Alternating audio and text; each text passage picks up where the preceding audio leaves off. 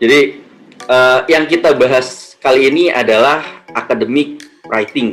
Jadi academic writing ini adalah penulisan ilmiah. Memang dia akan berbeda ya, berbeda dengan penulisan kreatif, berbeda dengan penulisan. Nah, academic writing ini nantinya akan kita kaitkan dengan penulisan artikel ilmiah. Kenapa artikel ilmiah? Karena artikel ilmiah adalah bentuk publikasi ilmiah gitu.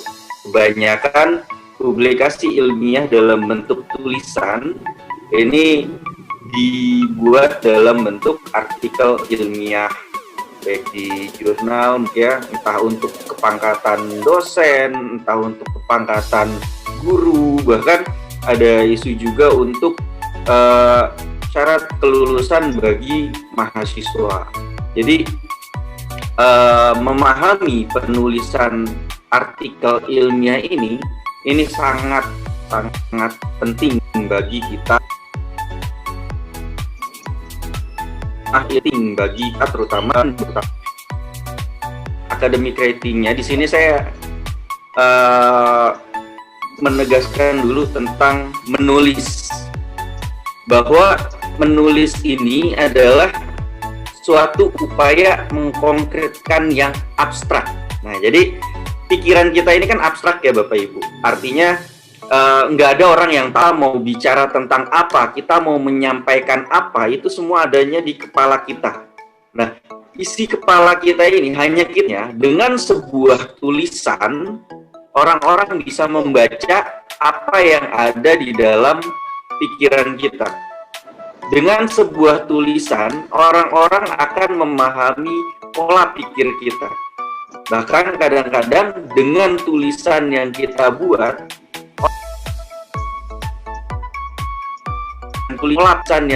orang-orang akan memahami siapa kita sebenarnya. Itu makanya tulisan ini adalah bentuk konkret. Dan apa-apanya ketika kita tidak tuliskan, orang nggak akan tahu apa yang kita maksudkan. Orang tidak akan tahu apa yang akan sebenarnya ada dalam pikiran kita, gitu kan. Ketika ada suatu masalah, kita memikirkan penyelesaiannya, tetapi tidak kita share dalam bentuk tulisan, nah orang ini nggak akan tahu. Karena bentuknya yang konkret, makanya tulisan ini juga kadang-kadang bisa dijadikan sebagai sebuah bukti, entah itu bukti sejarah atau bukti hukum. Makanya jangan heran ketika kita mengupdate status Facebook, misalnya Twitter, dalam bentuk tulisan, ini kadang-kadang bisa dijadikan alat bukti hukum, karena dia bentuknya konkret, jelas gitu. Jadi makanya ini bisa dipidana, makanya hati-hati gitu. Dan bukan hanya itu, dalam artikel ilmiah ini juga makanya tulisan-tulisan yang kita buat ini bisa menjadi data. Data ini kan sebuah bukti ya, bukti yang valid gitu ya, entah untuk pertimbangan hukum, entah untuk pertimbangan kebijakan gitu, entah pertimbangan dalam melakukan tindakan-tindakan baik yang dibuat oleh pemerintah atau pemangku jabatan, misalnya seperti itu gitu. Makanya penting sekali kita membuat sebuah tulisan yang bisa dibaca oleh orang lain. Nah, dalam hal ini yang kita bahas adalah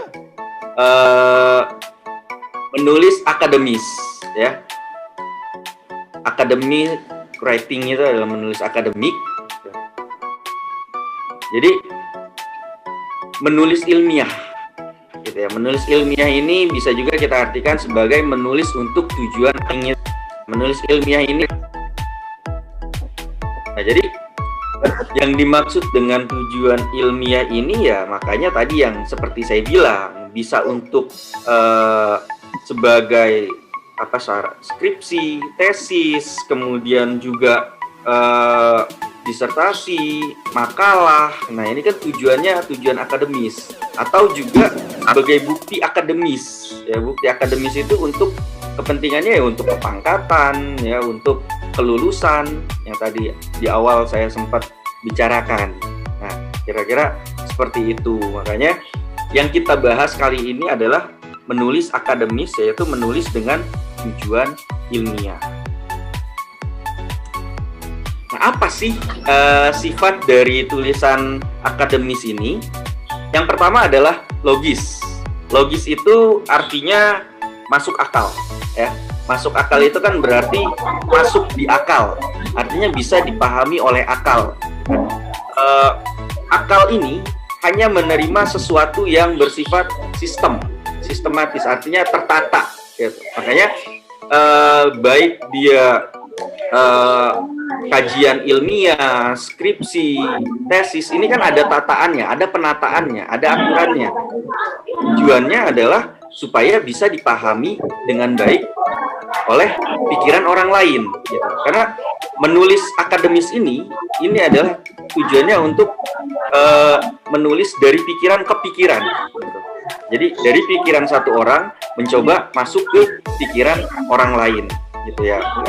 Ada sedikit ada sedikit tujuan argumentatif, gitu, mempengaruhi pikiran orang lain. Jadi yang tadinya nggak setuju bisa jadi setuju, yang tadinya nggak tahu bisa jadi tahu, intinya seperti itu. Jadi sifat yang pertama itu adalah logis. Misalnya tulisan akademis ini biasanya membahas sebuah masalah, intinya seperti itu. Jadi masalah yang dibahas dalam tulisan akademis ini, masalahnya harus masalah yang logis. Logisnya dari mana? Ya dari fenomena di masyarakat. Fenomena di masyarakat ini kita dapat dari mana? Makanya banyak. Entah dari sebuah fakta, entah dari data fenomenologis, gitu. Jadi dari data yang banyak terjadi di masyarakat, seperti itu. Jadi hal itu harus ada dasar.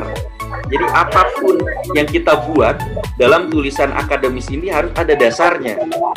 Ketika ada dasarnya, dibuat tulisan, akhirnya bisa dipahami oleh orang lain. Nah, ini yang dimaksud dengan logis. Kemudian empiris. Empiris ini adalah berdasarkan ya penelitian maupun kajian. Penelitian ini kan maksudnya adalah penelitian lapangan, ya. Artinya si penulis itu melakukan secara aktif, ya, terjun ke lapangan, melihat perbedaan-perbedaan yang terjadi, melihat masalah-masalah yang terjadi, kemudian mengkaji menilai apakah fakta atau teori atau kajian yang sebelumnya ini sesuai dengan yang terjadi di masyarakat. Artinya si penulisnya terjun langsung, maka dia mengadakan penelitian. Kajian ini biasanya si penulis ini hanya mengambil dari sumber-sumber tulisan. Kalau kajian ini dia hanya mengkaji, entah dari buku, entah dari jurnal-jurnal ilmiah. Nah, jurnal-jurnal ilmiah ini karena sifatnya tadi sudah empiris, artinya dilakukan oleh penelitian orang lain, makanya dia bisa kita anggap sebagai sesuatu yang valid, bisa dipercaya kebenarannya, seperti itu. Makanya kita bisa mengkaji dari jurnal-jurnal ilmiah, gitu. Nah, makanya tadi saya bilang menulis akademis ini berbeda dengan menulis kritis, menulis kreatif, gitu. Kalau menulis kreatif mungkin dasarnya itu ya hanya pemikiran kita saja, kita lagi bengong, ngawang-ngawang, mungkin nggak ya logika kita, gitu.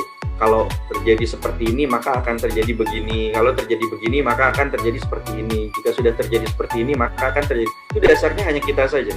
Tapi kalau tulisan akademis, ya, itu harus dikaji dulu, gitu loh. Ini ada kejadian seperti ini. Sebelumnya pernah ada nggak kejadian seperti ini? Apa yang menyebabkan kejadian seperti ini dan bagaimana penyelesaiannya pada waktu itu, gitu. Nah, baru kemudian kita tarik ke sekarang, misalnya seperti itu. Misalnya kayak sekarang pandemi, gitu, COVID-19. Pernah nggak dulu itu ada kajian tentang virus misalnya? Nah, ini kita bicara tentang kajian. Kita lihat tulisan-tulisan yang membahas tentang pandemi juga, misalnya gitu. Oh, ternyata ada. Bagaimana cara mereka menyelesaikannya dibahas dalam tulisan itu, kita kaji seperti itu. Nah, bisa nggak ini diterapkan di era sekarang, misalnya seperti itu, gitu. Kemudian sifat yang berikutnya adalah objektif. Objektif ini adalah bahwa sesuatu itu bisa dibuktikan kebenarannya. Artinya dasar kebenarannya itu bukan dari diri kita secara subjek, ya, bukan kita bilang ya pokoknya ini benar, nah, kayak gitu. Tapi kita bilang sesuatu ini benar karena pernah ada penelitian sebelumnya, pernah dibuktikan sebelumnya.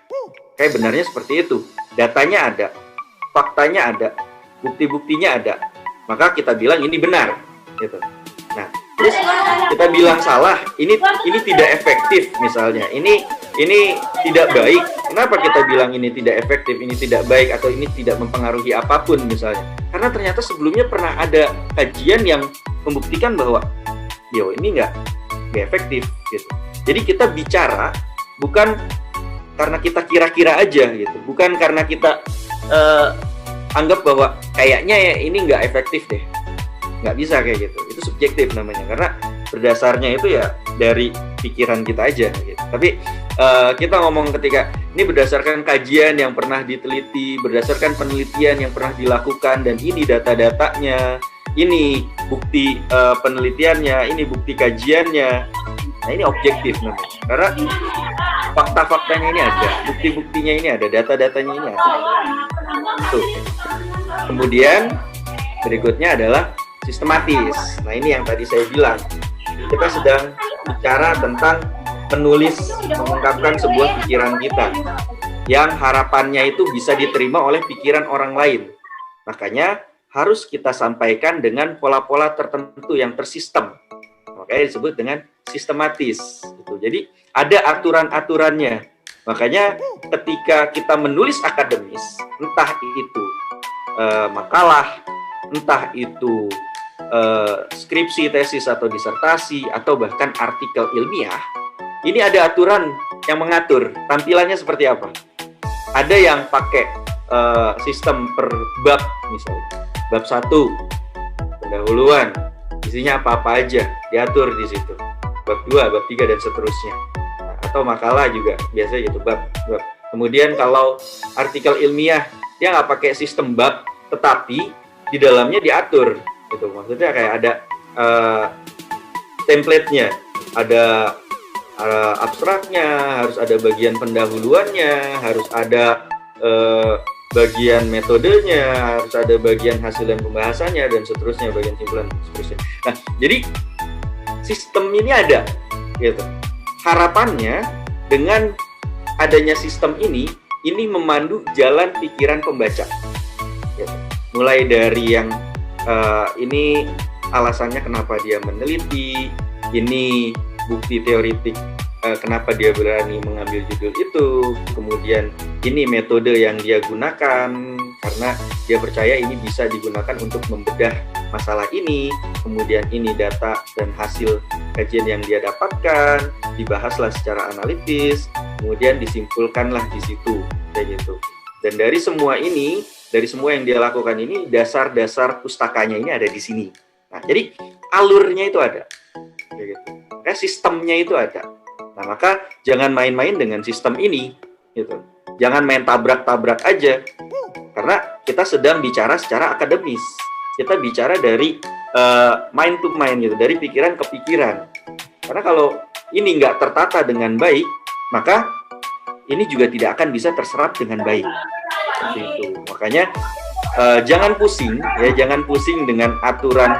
Kok ada aturannya di universitas sana beda, universitas ini beda. Ini selingkung namanya. Artinya masing-masing lembaga, masing-masing institusi itu punya gayanya sendiri dalam mensistemkan cara penyampaiannya. Tapi secara mendasar ini sama. Nah, ini nanti yang akan kita bahas. Ya. Jadi secara mendasar ini sama, tapi secara tampilan mungkin akan berbeda. Nah, berikutnya sifat tulisan akademis ini adalah formal. Formal ini artinya bersifat resmi. Karena dia resmi, berarti dia ada aturan. Biasanya yang resmi-resmi itu semua diatur, gitu. Nah, makanya ada aturan cara menulis skripsi, ada aturan cara menulis tesis, ada aturan cara menulis disertasi, pun ada aturan cara menulis artikel ilmiah. Setiap jurnal itu punya.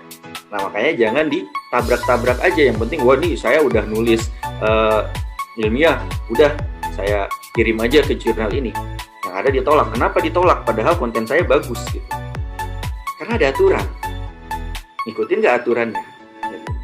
Penulis yang baik itu adalah penulis yang taat aturan. Karena masing-masing institusi sekali lagi saya tekankan, ini punya aturan yang berbeda. makanya selingkuhnya nanti akan berbeda. Apakah dia menggunakan gaya penulisan yang merujuk pada APA gitu ya, atau MLA, ini kan sistem penulisannya beda. Nah ini harus kita pahami, kayak gitu. Atau Chicago atau mungkin dia punya selingkuh sendiri.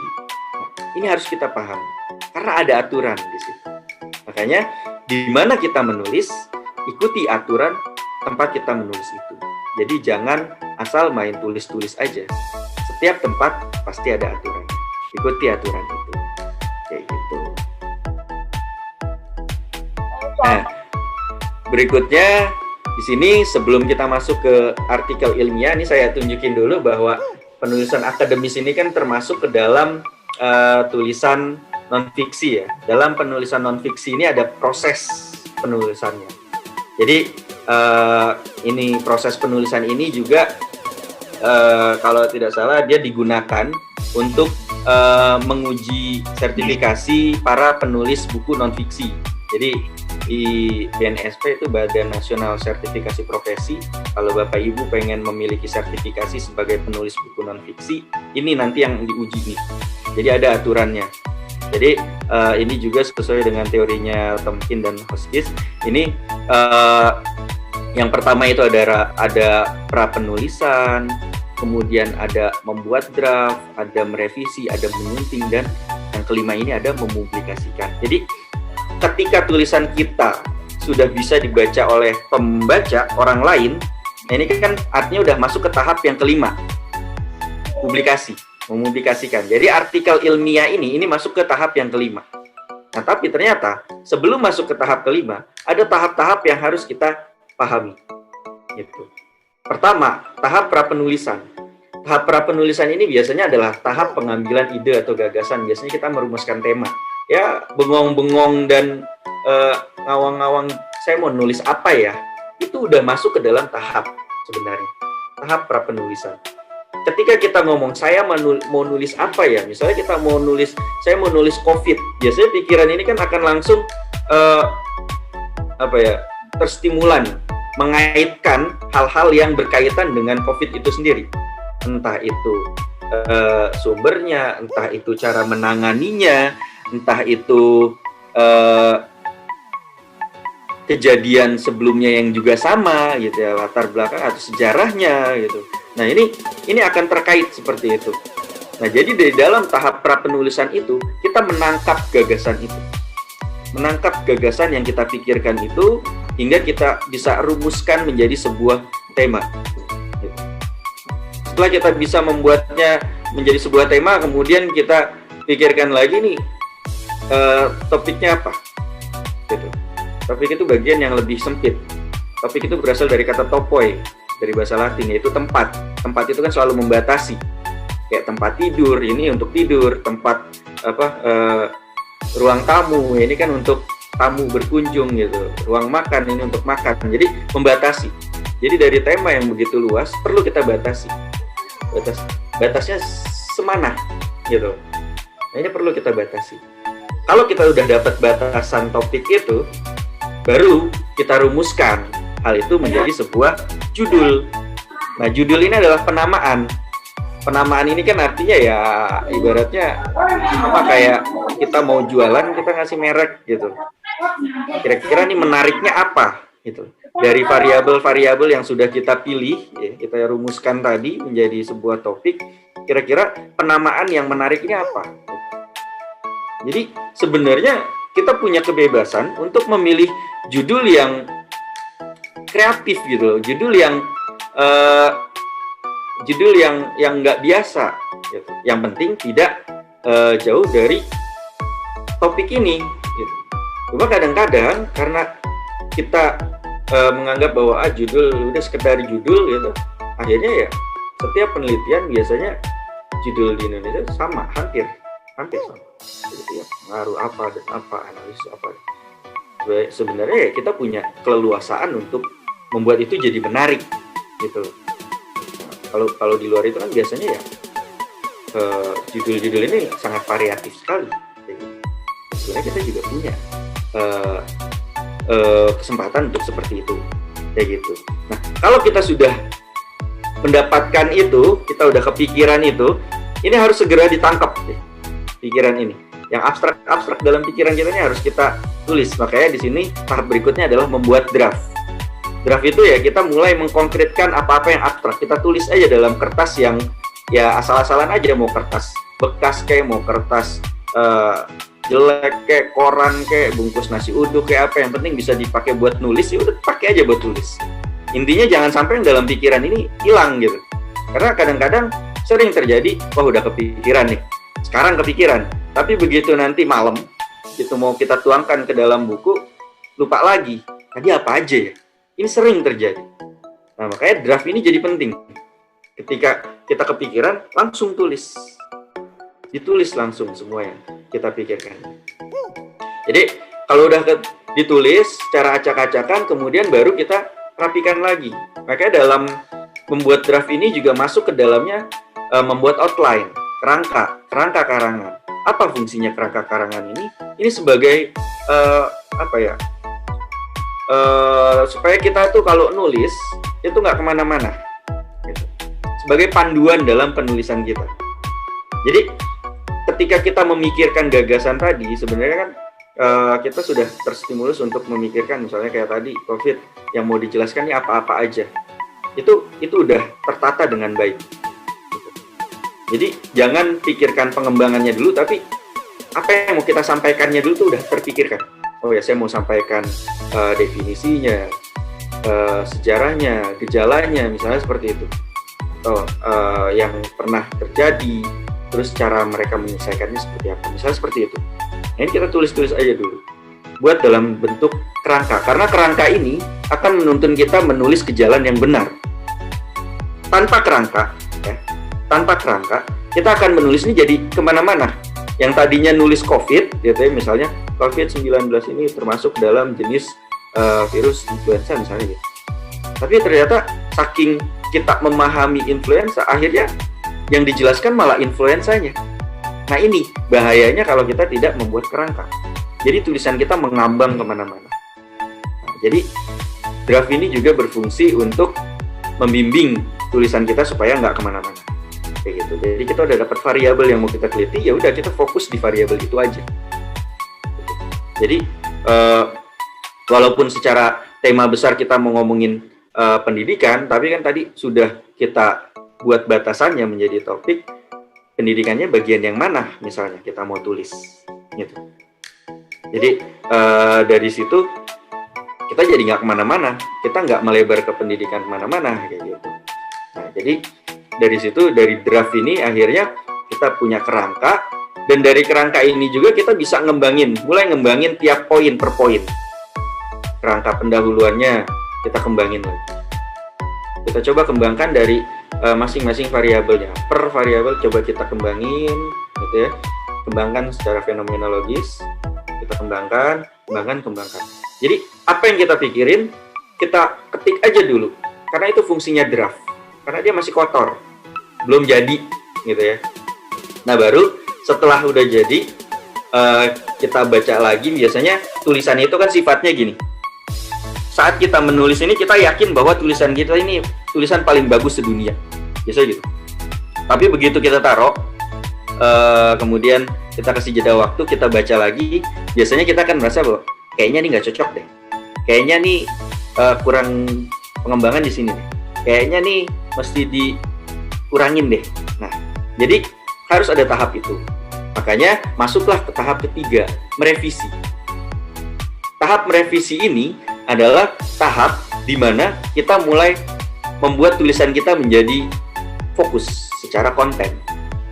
Jadi kontennya ini ya kalau mau ditambahkan, kalau mau dikurangin. Makanya dalam tahap merevisi ini pun kadang-kadang kita juga perlu bantuan ahli, ya, bantuan ahli untuk meninjau kira-kira konten saya udah benar belum. Gitu. Kayak dalam penulisan skripsi misalnya, di situ ada pembimbing materi, kita konsul sama dia beberapa kali. Begitupun dalam publikasi ilmiah, dalam penulisan artikel ilmiah, ada reviewer, kita konsul beberapa kali sama dia. Masalah konten tulisan kita seperti apa? Kira-kira yang dibahas sudah cukup atau belum? Atau ada yang tulisan saya ini ada yang melebar kemana-mana nggak? Tulisan saya ini udah sesuai tema nggak? Sudah sesuai topik yang mau saya bahas nggak? Kayak gitu. Nah, jadi di tahap revisi ini memang kadang waktunya agak panjang atau bisa jadi juga cepat. Ini tergantung bagaimana kita. Apakah kita sudah padat dalam menyampaikan tulisan kita atau memang kitanya belum fokus. Dan begitu dikasih masukan, apa ya nggak nyambung, maksudnya kayak belum paham gitu, maksudnya gimana sih maksudnya ya, tadi Bapak ini nyuruh ini tapi maksudnya gimana ya. Nah ini juga jadi kendala gitu. Menyatukan persepsi ini juga kadang-kadang dalam tahap merevisi ini jadi kendala tersendiri. Makanya dalam pembimbingan ini harus kita buat antara si pembimbing dan yang dibimbing ini memiliki ikatan yang paling enggak chemistry-nya tuh dapat gitu loh. Nah, makanya nih di formatif ini saya rasa ada program yang bagus. Di situ ada program pendampingan penulisan ilmiah juga ya, kalau nggak salah dijamin terbit. Itu kan tujuannya di situ. Jadi ketika Bapak Ibu sudah punya bahan tulisan, ya bahan tulisan ini udah layak terbit atau belum? Dibimbinglah sama para mentor-mentor yang jangan diragukan lagi kemampuannya, gitu. Karena mereka kancahnya sudah luar biasa, gitu kan. Jadi kadang-kala kan gitu ya, ini lazim ya, kesalahan itu bisa dilihat dari mata orang lain. Jadi kita nggak bisa melihat kesalahan diri kita sendiri, tapi ketika orang lain yang melihat itu kayaknya ini salah kayak gitu. Biasanya terjadi seperti itu, gitu. Nah makanya dibutuhkan orang lain. Nah makanya nih formatif punya program yang seperti itu, saya rasa ini program yang sangat bagus sekali dan jangan disia-siakan, gitu. Ya, buat yang sedang ingin mempublikasikan tulisan atau membuat artikel, bisa segera hubungi panitia tuh untuk mendaftar itu. Nah, baru setelah kontennya beres, ya selesai secara konten, dirapikan secara bahasa, menyunting ini secara kebahasaan. Karena apa? Karena kita mau mempublikasikan, dibaca banyak orang, jangan sampai tulisan kita berantakan. Jangan sampai secara konten udah bagus tapi penyampaiannya sulit dipahami secara kebahasaan. Nah, makanya di sini peran editor bahasa itu jadi penting. Baik secara ejaan maupun secara tanda baca, ini benar-benar harus dilihat dan diperhatikan, gitu. Nah, makanya jangan sampai secara materi ini emas, gitu, atau berlian lah, gitu ya. Artinya mahal banget, gitu. Tapi kemasannya, ya penyampaiannya itu menggunakan bahasa yang ya kok emas dibungkusnya cuma pakai bungkus nasi uduk gitu yang nggak rapi gitu. Ini kok cuma dikemas pakai plastik kantong kresek gitu yang tanda bacanya masih acak-acakan gitu. Nah makanya di sini dalam setiap publikasi ya, baik buku, baik artikel, bahkan skripsi itu kan ada pembimbing teknik gitu ya. Nah ini untuk memastikan kebahasaan kita ini baik gitu loh. Jadi konten ini disampaikan dengan menggunakan bahasa yang tepat, gitu. Ejaan yang baik, tanda baca yang benar dan sesuai. Gitu. Jadi ini juga penting, tahap menyunting seperti itu. Nah kemudian barulah ke tahap publikasi. Jadi Bapak Ibu bisa pilih mau publikasikan di mana, apakah dalam bentuk buku, bukan, apakah dalam bentuk artikel ilmiah, boleh, atau dalam bentuk proceeding, silahkan. Seperti itu. Nah, artinya apa? Ketika tulisan kita sudah terpublikasi, karena kita bicara tulisannya, ketika sudah dipublikasi, ini yang dibaca oleh orang lain itu harus kita pertanggungjawabkan. Yang dimaknai oleh orang lain ini harus kita pertanggungjawabkan. Jadi jangan sampai menimbulkan konflik, jangan sampai menimbulkan masalah, bahkan menyeret kita ke hal-hal yang tidak kita inginkan, gitu. Baik secara hukum maupun moral, gitu. Nah, makanya jangan asal main publikasi aja, gitu. Jadi tujuan publikasi ini jangan cuma sekedar yang penting terbit, jangan cuma sekedar yang penting saya punya tulisan, jangan seperti itu, gitu. Nah, yang seperti ini nih yang saya bilang ini penulis predator, karena tujuannya cuma yang penting terbit gitu loh. Terserah mau kontennya acak-acakan atau tulisannya nggak bagus, terserah gitu. Yang penting saya terbit gitu. Di Sinta 2 misalnya kayak gitu. Mungkin Sinta 2 atau yang penting Scopus misalnya. Yang penting saya punya ID Scopus gitu. Nah, ini jangan gitu ya. Karena ketika tulisan kita sudah terpublikasi, ini merepresentasikan diri kita. Tuh. Kalau dia acak-acakan, emang mau kita dianggap sebagai penulis yang nggak taat aturan. Kita sebagai penulis yang, oh dia nulis aja acak-acakan gitu. Ini karena ini publikasi ini kan akan jadi penilaian orang pertama kepada diri kita. Mereka belum kenal kita, mereka belum melihat kita, tapi mereka membaca tulisan kita, mereka akan menilai kita dari tulisan itu. Nah, makanya ini harus hati-hati. Kayak tadi saya bilang, perlu ada pembimbingan. Gitu. Kayak cepetan tuh daftar di pembimbingan penulisan artikel ilmiahnya formatif tuh. Bagus banget tuh programnya. Nah, jadi ini perlu diperhatikan. Seperti itu ya. Nah, makanya barulah kita bicara di sini tentang artikel ilmiah. Jadi bicara tentang artikel ilmiah ini sebenarnya standarnya itu udah ada. Baik standar secara internasional maupun kemudian diadopsi oleh kita sebagai standar nasional. Jadi ada standar nasional Indonesia itu yang diadopsi dari ISO International Standard Operation. Ini nomornya 2015-2014 itu standarnya ada ternyata. Jadi nulis itu jangan sekedar nulis, tapi kita harus tahu dasarnya mana kayak gitu. Nah, ini fundamentalnya itu seperti ini. Jadi dasarnya ini yang harus kita pahami. Kalau dari dokumen SNI ISO ini, artikel ilmiah itu disebutkan seperti ini, seperti deskripsi yang disampaikan di sini. Artikel, termasuk artikel tinjauan, harus berdasarkan rencana yang logis dan jelas. Alasan untuk tulisan dan hubungannya dengan karya sebelumnya yang serupa harus dinyatakan. Metode dan teknik harus dijelaskan sedemikian rupa sehingga mudah diulang oleh pembaca. Hasil dan diskusi maupun rekomendasi sebaiknya dibahas secara terpisah. Seksi istilah dan definisi ini dapat ditempatkan langsung setelah pendahuluan. Nah, artinya apa? Ini secara deskripsi ya, bagian struktur di di dokumen SNI-nya artikel ilmiah itu disebutkan seperti itu. Ini saya ambil bagian itunya aja, bagian deskripsi itu aja, bagian deskripsi struktur.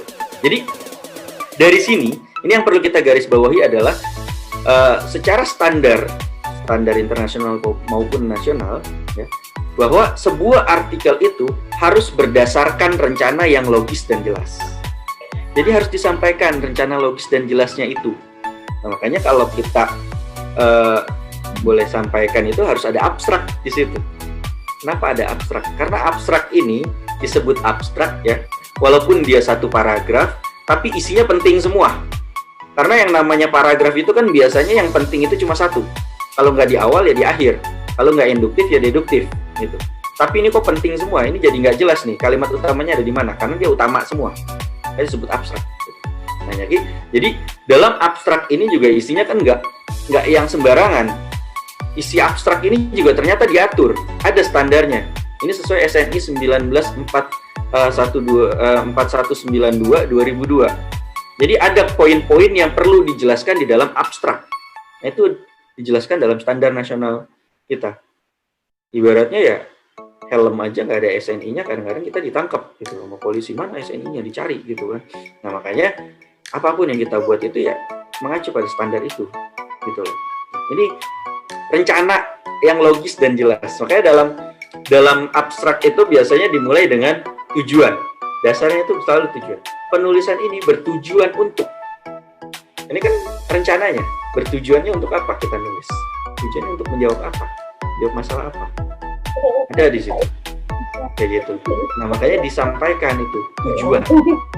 Setelah tujuan, biasanya juga disampaikan metode yang kita gunakan itu apa? Kayak gitu. Nah, jadi metodenya ini apa? Metode yang kita jelaskan itu apa? eh, kita mau pakai kualitatif, kita mau pakai kuantitatif gitu ya, secara general, atau secara spesifiknya metode yang kita gunakan ini apa? Nah, ini harus dijelaskan dengan jelas. Gitu. Kemudian setelah itu ya hasil temuannya seperti apa yang kita dapat dari ini. Kalau penelitian ya belum dilakukan, kita bisa hasilnya nanti seperti apa kayak gitu. Dan setelah itu kesimpulannya bagaimana? Paling tidak seharusnya yang namanya kesimpulan itu kan menjawab tujuan. Gitu. Ini biasanya saya kalau melihat gitu, ada korelasi nggak nih antara tujuan dengan kesimpulannya? Karena yang namanya simpulan itu harus menjawab tujuan. Karena tujuan ini adalah alasan kita menulis. Nah, alasan kita menulis ini harus terjawab pada simpulan. Harusnya seperti itu. Kayak gitu. Nah, makanya itu abstrak. Rencana yang logis dan jelas itu harus tersampaikan. Kayak gitu. Nah, kemudian berikutnya bisa kita garis bawahi alasan untuk tulisan dan hubungannya dengan karya sebelumnya yang serupa harus dinyatakan. Nah, ini bagian pendahuluan. Makanya di situ kan berisi latar belakang. Apa yang melatar belakangi kita sampai kita kok kepikiran untuk menulis ini. Gitu. Jadi ini apa yang membuat kita akhirnya mengambil judul itu, gitu. Kayak berisi latar belakang, rumusan masalah. Karena dari fenomena-fenomena ini akhirnya kita menarik sebuah masalah nih, ada masalahnya begini. Karena kalau masalahnya begini sih harapannya dengan tulisan ini kita tujuannya itu bisa menjawab ini, gitu kan. Nah, kenapa kita kayak gini? Itu juga bisa kita tampilkan karya sebelumnya yang serupa, kayak gitu. Sebelumnya juga pernah dibahas begini. Dalam hal ini kan penelitian yang relevan. Gitu. Kemudian di poin terakhir dari deskripsi itu juga dibilang seksi istilah dan definisi dapat ditempatkan langsung setelah pendahuluan. Ini untuk artikel ilmiah ya. Jadi nggak perlu poin baru. Jadi ada boleh juga, gitu ya, boleh langsung. Ini sifatnya boleh. Kalau mau dipisah boleh ya. Digabung juga boleh. Jadi nggak salah kalau digabung. Jadi kajian teoritis ini juga boleh langsung di sana. Secara istilah, definisi tentang variabel-variabel yang kita ambil, ini digabung seperti itu ya, langsung saja nggak apa-apa. Kayak gitu. Jadi kira-kira itu isi dari pendahuluan itu. Kemudian metode dan teknik harus dijelaskan sedemikian rupa sehingga mudah diulang oleh pembaca. Nah, metode penelitian ini harus kita sampaikan karena kita sedang membahas sebuah masalah dan bagaimana cara kita membahas masalah itu harus jelas. Gitu. Metodenya apa? Ibaratnya kita punya buah. Bagaimana cara kita memotong buah ini? Apakah menggunakan alat berupa pisau, alat manual atau otomatis, mesin, misalnya seperti itu. Nah, dalam hal ini kita coba metode yang kita mau membahas ini secara secara mendalam ya. Jadi kualitas penelitian ini makanya masuk ke dalam kualitatif kayak gitu kan.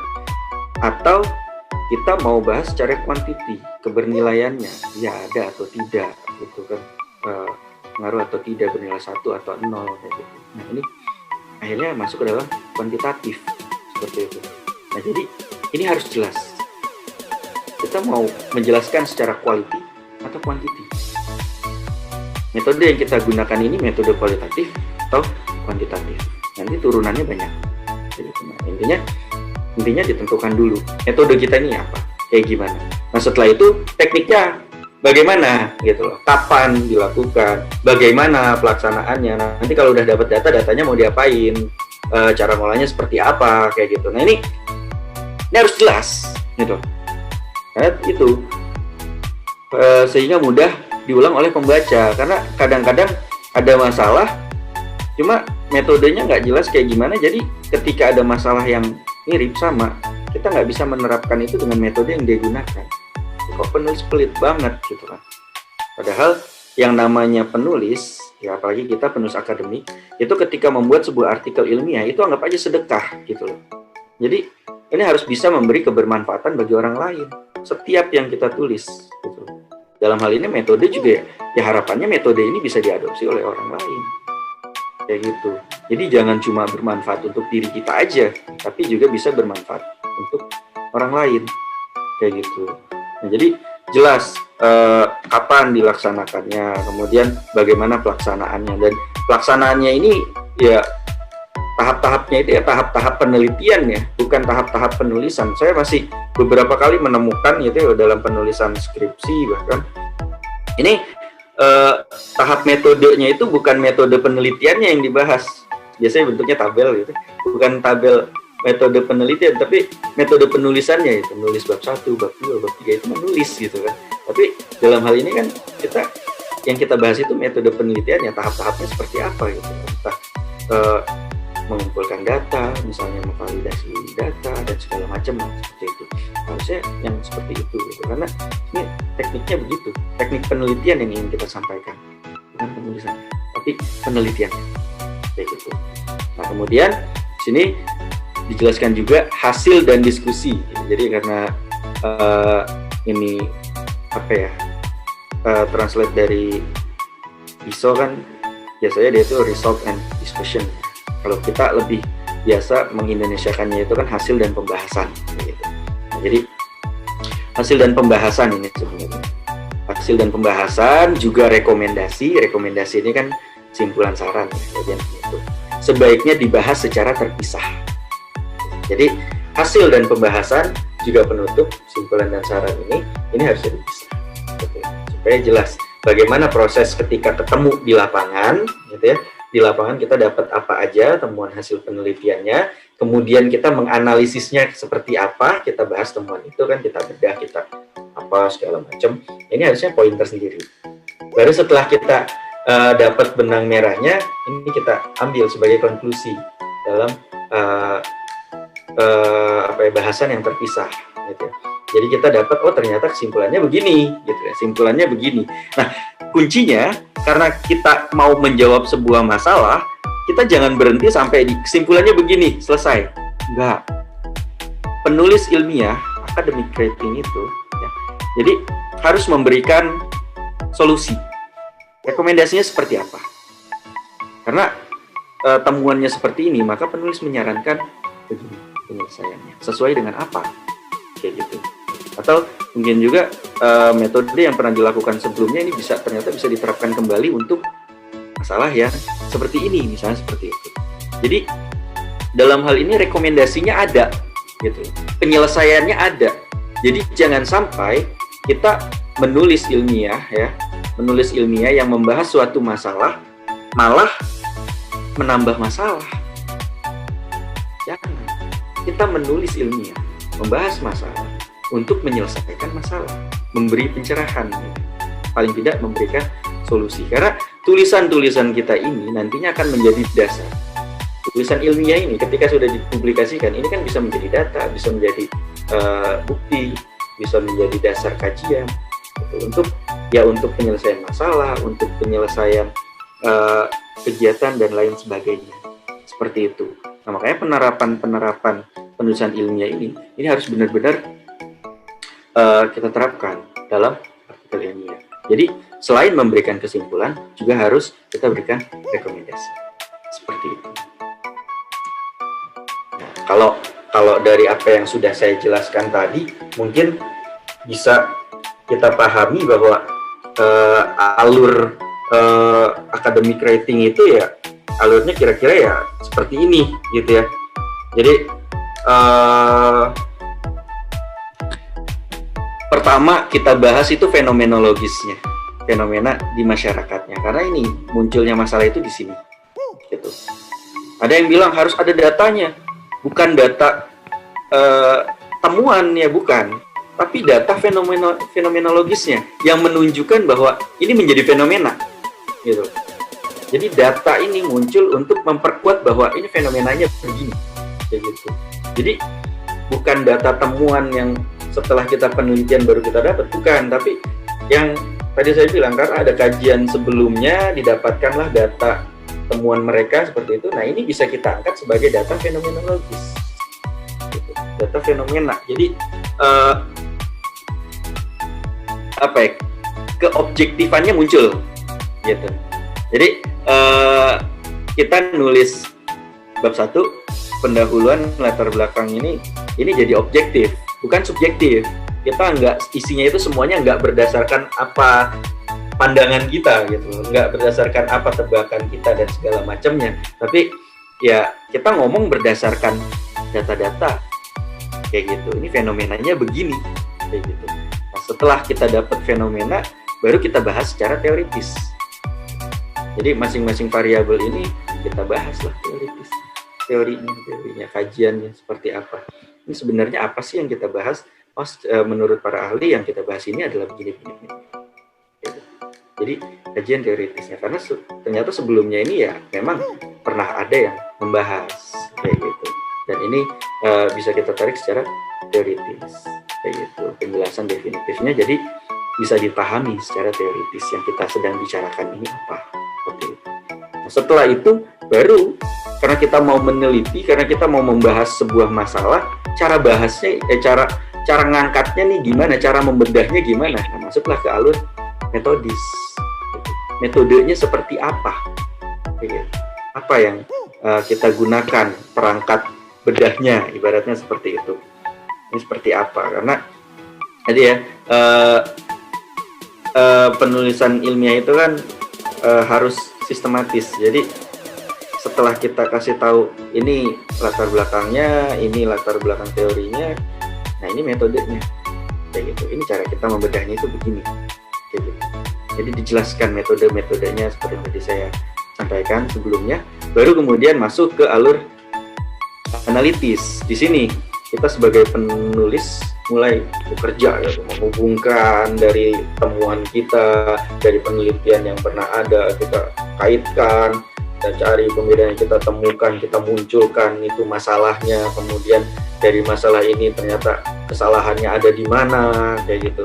Nah ini yang kita cari, ini yang kita temukan, yang harus kita teliti. Nah ketika kita sudah menemukan itu, baru kita tarik benang merahnya. Konklusinya seperti apa? Kesimpulannya seperti apa? Nah, ternyata masalahnya ada di sini karena ini masalahnya terjadi karena begini dengan begini, misalnya seperti itu. Setelah kita melalui proses analitis tadi, masalahnya begini dengan begini. Nah, supaya tidak terjadi masalah yang seperti ini, seharusnya kita lakukan begini. Gitu. Dengan begitu, seharusnya kultur akademik ini, ya, ini mampu menyelesaikan berbagai macam masalah. Tulisan-tulisan yang ada bernilai baru. Jadi setiap orang baca tuh ada pengalaman baru, ada pengetahuan baru. Di situ yang disebut dengan novelty. Itu kenapa ada novel ya? Kalau novel itu kan dalam bahasa sastra ada yang namanya lapis makna. Jadi setiap dia baca novel itu harusnya bacaan pertama dia menyimpulkan yang bisa diambil itu pesannya begini. Dia baca lagi, oh ternyata pesannya begini. Jadi selalu ada kebaruan ketika dia membaca. Nah, novelty dalam penulisan ilmiah ini kebaruannya itu adalah kebaruan dalam hal menyelesaikan masalah. Jadi ada masalah baru dan masalah baru ini terselesaikan seperti itu. Jadi baru itu bukan berarti judulnya aja yang baru atau masanya aja yang baru, gitu. Tapi juga masalahnya ya baru ini bisa dibahas, masalahnya baru bisa diselesaikan kayak gitu. Jadi baru di sini jangan diartikan secara secara kamus saja, tapi bisa secara sikapnya secara ontologisnya seperti apa, secara barunya itu di mana gitu. Karena sebelumnya belum pernah ada yang bahas ini, kemudian kita bahas walaupun ini isu lama gitu. Kita berani membahas dan kita menemukan pemecahannya, ini bisa jadi novel, bisa jadi kebaruan bagi ilmu pengetahuan, kebaruan bagi masalah seperti itu. Nah, makanya ini academic writing itu sangat menekankan tadi ya logis dalam hal ini adalah kita bicara dari pikiran ke pikiran. Jadi harus ada sistemnya. Nah, sistem ini harus terjadi. Supaya sistem ini terjadi dan bisa dipercaya oleh orang lain, kebenarannya ini harus bisa dibuktikan. Buktikannya secara objektif. Jadi bukan secara subjektif tapi secara objektif. Jadi objeknya itu harus jelas. Maksudnya data pendukungnya itu harus jelas, dasarnya itu harus jelas. Nah, supaya jelas ini, jadi bukti-bukti ini muncul yang nggak muncul gitu aja, bim salah bim gitu, tapi ada penelitian maupun kajian, kayak sifatnya empiris seperti itu. Nah, jadi hal-hal seperti itu harus kita terapkan dalam penulisan artikel ilmiah kayak gitu. Nah, jadi kita nulis itu jangan cuma sekedar untuk diri kita sendiri. Jadi seperti yang tadi saya bilang, bayangkan kita menulis itu seperti sedekah, memberi kebermanfaatan bagi orang lain. Makanya tulisan kita ini adalah hadiah bagi generasi selanjutnya. Hadiah yang bagus itu ya harusnya kan memberi kebermanfaatan, bermanfaat bagi yang kita berikan. Jadi jangan cuma sekedar menu-menuhin jurnal aja, jangan cuma sekedar menu-menuhin perpustakaan aja tulisan kita itu, tapi juga ada nilai kebermanfaatan, bermanfaat bagi orang banyak, bermanfaat bagi pembaca, gitu ya. Jadi menulislah untuk orang lain, jadi jangan untuk diri kita sendiri, kayak gitu. Oke, mungkin itu aja yang bisa saya sampaikan. Kalau ada pertanyaan, boleh silakan.